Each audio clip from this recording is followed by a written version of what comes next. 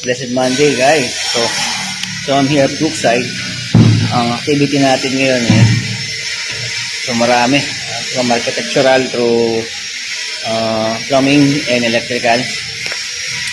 So, may mga tao tayong dumating galing sa Gongora Project tsaka sa Avida. So wala silang ginagawa ngayon.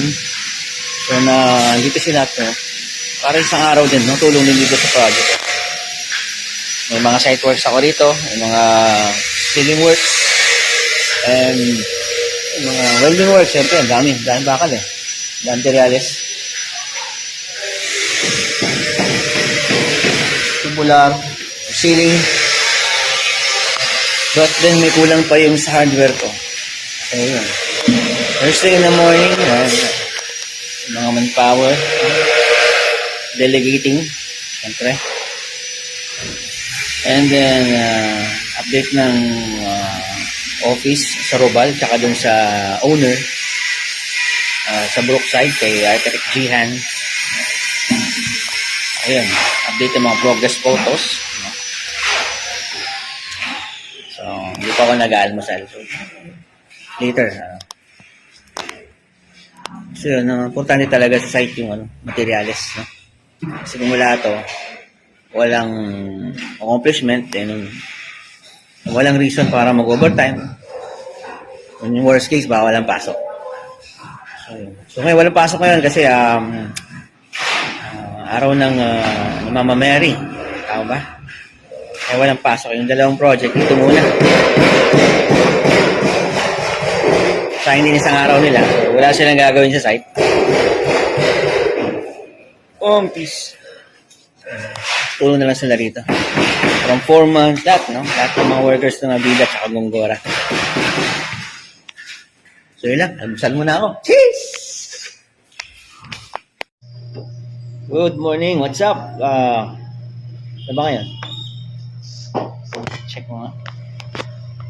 December 17, okay? Wednesday, araw ng bale. No?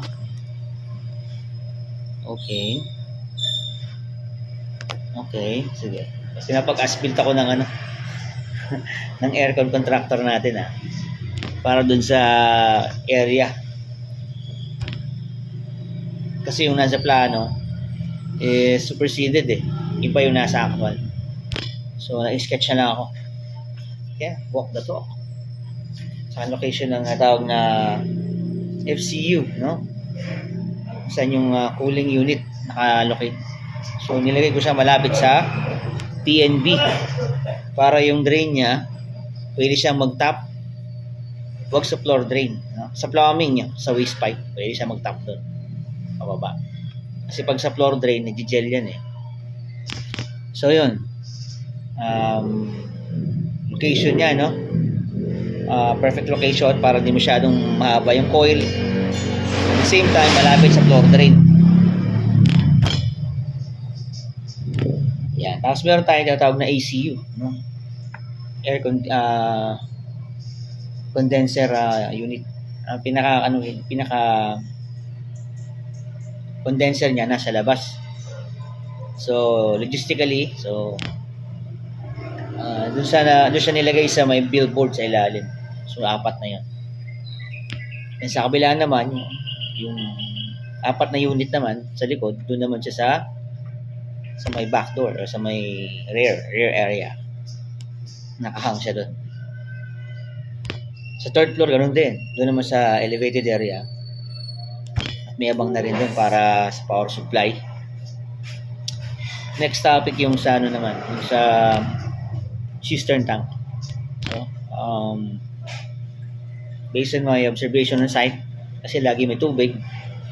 So, pina-check ko sa tao.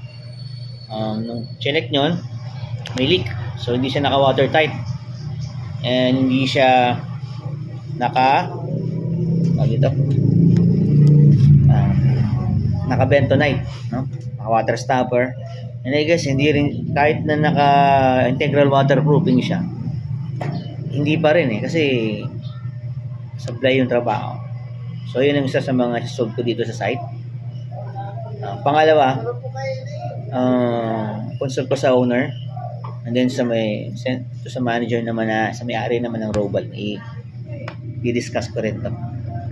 So I think kailangan na-remake to. Kasi ang cistern tank kapag hindi siya nagawa ng maayos, may leak. Pag may leak, continuous ang tubig sa ilalim nun, lalambot ang lupa. And makaka-affect siya dun sa structure. Pwede lumubog ang building. So, alam mo na ha. Good morning.